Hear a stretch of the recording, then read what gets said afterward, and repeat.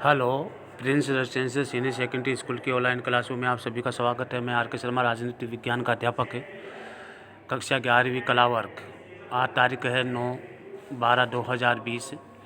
आपका जो lesson start हुआ है 9वां, धर्मनिरपेक्षता क्या है, इसके बारे में आज अपन चर्चा करेंगे कि धर्मनिरपेक्ष किसे कहते हैं, धर्मनिरपेक्षता की क्या तात्पर्य है, इसके बारे में अपन आज चर्चा करेंगे।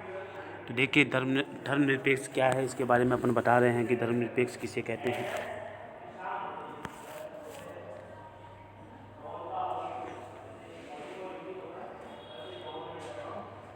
देखिए, धर्मनिरपेक्ष क्या है। यद्यपि यहूदियों को समस्त यूरोप में सदियों तक भेदभाव झेलना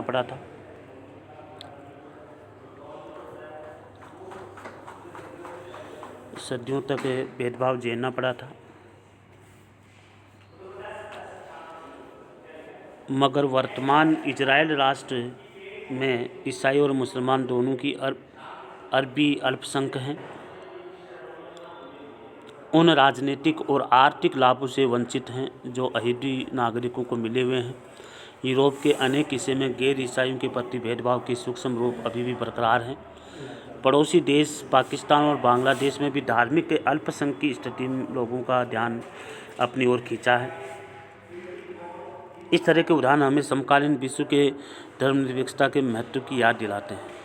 तो देखिए, धर्म के बीच वर्चस्ववाद किस प्रकार का फैला हुआ है। धर्म के बीच वर्चस्ववाद के बारे में अपन चर्चा करेंगे कि धर्म के बीच में वर्चस्ववाद कैसे फैला हुआ है। हमारे देश में संविधान घोषणा करता है कि हर भारतीय नागरिक को देश के किसी भी भाग में आज़ादी और प्रतिष्ठा के साथ रहने का अधिकार है। ये हमारे देश में इस प्रकार का अधिकार दे रखा है। मगर वास्तव में वर्जना और भेदभाव के अनेक रूप अभी भी बरकरार हैं। नीचे दिए गए 3 उदाहरण द्वारा गौर करेंगे कि कौन कौन से जो हैं उदाहरण हैं, उसके बारे में अपन चर्चा करेंगे। सबसे पहला उदाहरण है 1984 में दिल्ली और देश के बाकी हिस्सों में लगभग 27 से ज़्यादा सिख मारे गए। पीड़ितों के परिवारजनों का मानना है कि दोषियों को सज़ा नहीं मिली, आज तक सज़ा नहीं मिली। दूसरा है हजारों कश्मीरी पंडितों को घाटी में अपना घर छोड़ने के लिए विवश किया गया। 2 दशक के बाद भी अपने घर नहीं लौट सके। ये भी हमारे देश में इस प्रकार की समस्याएं आज भी हैं, भेदभाव आज भी है। अगला है कि 2002 में गुजरात में गोधरा दंगों के पश्चात लगभग 1000 से अधिक लोग मुख्यतः मुसलमान मारे गए। इन परिवारों के जीवित बचे हुए बहुत से सदस्य अपने गांव वापस नहीं जा सके, जहां वे उजाड़ दिए गए हैं। तो कहीं ना कहीं धर्म के बीच में वर्चस्व का जो विवाद है आज भी जारी है।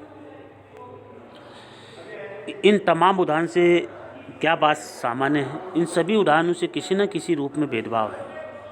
हर मामले में किसी एक धार्मिक समुदाय के लोगों को लक्ष्य किया गया है और उनकी धार्मिक पहचान के कारण सताया गया है। दूसरे शब्दों में नागरिकों को एक समूह की बुनियादी आज़ादी से वंचित किया गया है। यह भी कहा जा सकता है कि सारे उदाहरण अंतर धार्मिक वर्चस्व और एक धार्मिक समुदाय द्वारा दूसरे समुदाय के उत्पन्न से मामला है। धर्मनिरपेक्षता को सर्वप्रथम और सर्वप्रमुख रूप से एक ऐसा सिद्धांत समझा जाने लगा है जो अंतर धार्मिक वर्चस्व का विरोध करता है। हालांकि ये धर्मनिरपेक्षता की अवधारणा के महत्वपूर्ण पहलुओं में से एक मानी जाती है। तो धर्मनिरपेक्षता का इतना महत्वपूर्ण दूसरा जो पहलू है वो ये है,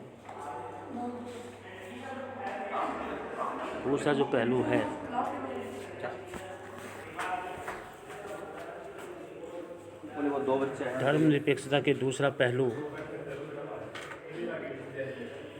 यह है अर्थात धार्मिक वर्चस्व यानी धर्म के अंदर छुपे वर्चस्व का विरोध करना। इस मुद्दे पर अपन विचार करेंगे कि वर्चस्व क्या है और धर्म के अंदर वर्चस्व के बारे में कौन कौन से मुद्दे हैं जो हमें बताए गए हैं। वो देखिए,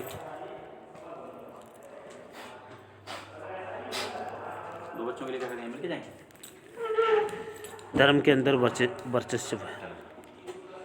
कुछ लोगों का मानना है कि धर्म महज एक जन समुदाय के लिए अफीम है और जिस दिन सभी लोगों की बुनियादी ज़रूरतें पूरी हो जाएगी और खुशहाल और संतुष्ट जीवन यापन करने लगेंगे, धर्म विलुप्त हो जाएगी। ऐसा विचार मानव की क्षमता के बारे में अतिरंजित बोझ से पैदा होता है।